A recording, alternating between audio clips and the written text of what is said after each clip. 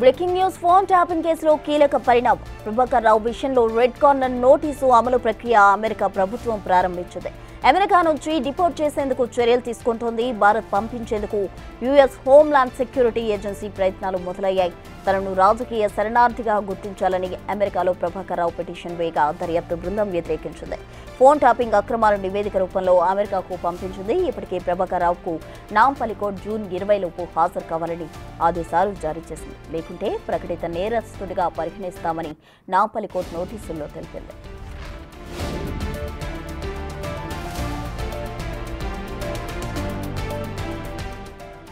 ఇక phone tapping వ్యవహారంలో కీలక పరిణామం చోటు చేసుకుంది అని చెప్పుకోవచ్చు. ప్రభాకర్ రావు విషయంలో రెడ్ కార్నర్ నోటీసు అమలు ప్రక్రియను అమెరికా ప్రభుత్వం ప్రారంభించింది. అయితే తనను రాజకీయ శరణార్థిగా గుర్తించాలి అని ప్రభాకర్ రావు వేడుకున్నప్పటికీ కూడా దాన్ని దర్యాప్తు బృందం అయితే వ్యతిరేకించిన పరిస్థితి చోటు చేసుకుంది. అమెరికా నుంచి డిపోర్ట్ చేసేందుకు చర్యలు తీసుకుంటుంది. భారత్ పంపించేందుకు యుఎస్ హోంల్యాండ్ సెక్యూరిటీ ఏజెన్సీ ప్రయత్నాలు మొదలు చేసింది. ఫోన్ ట్యాపింగ్ అక్రమాల నివేదిక రూపంలో దర్యాప్తు బృందం అమెరికాకు పంపించింది. అయితే రాజకీయ శరణార్థిగా గుర్తించాలని అమెరికాలో ప్రభాకర్ రావు పిటిషన్ వేయగా దర్యాప్తు బృందం వ్యతిరేకించింది.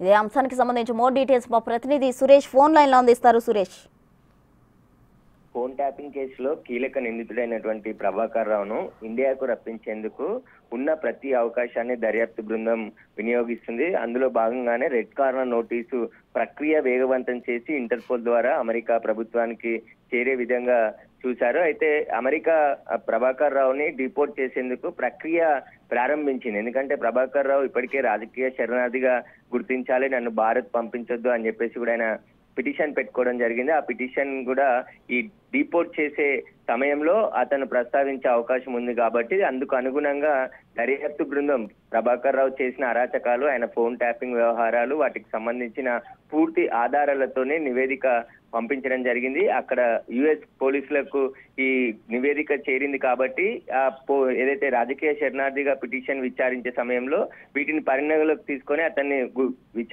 రాజకీయ శరణార్థిగా ప్రకటించొద్దు అని చెప్పేసి కూడా దర్యాప్తు బృందం అమెరికా పోలీసులను కోరింది. కాబట్టి రెడ్ కార్నర్ నోటీసు ప్రక్రియ ప్రారంభమైంది కాబట్టి ప్రభాకర్ రావుని ఇక డిపోర్ట్ చేసే ప్రక్రియ కూడా ప్రారంభించింది.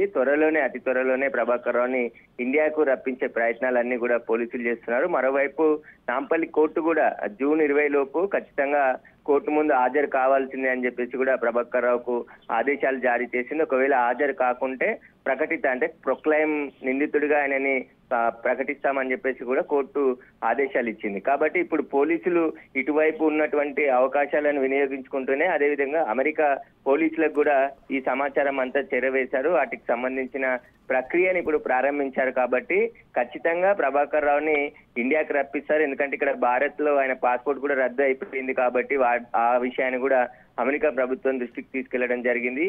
ప్రభాకర్ రావు ఇక్కడ అనేక మంది అంటే వ్యక్తిగత జీవితాలకు సంబంధించిన వివరాలు తెలుసుకొని వారి ఫోన్ ట్యాపింగ్లకు పాల్పడి సామాన్యులే కాకుండా జడ్జిల ఫోన్లను కూడా ట్యాపింగ్ చేసి అనేక ఘోరాలకు పాల్పడ్డాడు ప్రభాకర్ రావు అని చెప్పేసి కూడా ఒక పూర్తి నివేదికను అమెరికా ప్రభుత్వానికి పంపించడం జరిగింది.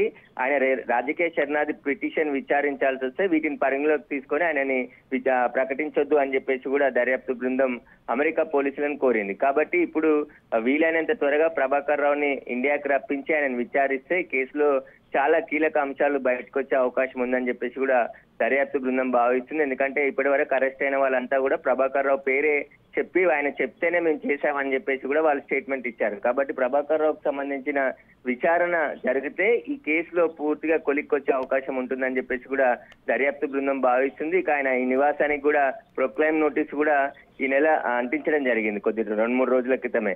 అయితే కాబట్టి ఇప్పుడు ప్రభాకర్ రావుని హైదరాబాద్ కి రప్పించి ఆయనను విచారిస్తే అనేక విషయాలు ఫోన్ ట్యాపింగ్ కేసులో బయటపడే అవకాశం ఉందని చెప్పేసి కూడా దర్యాప్తు బృందం భావిస్తుంది. Thank you Suresh.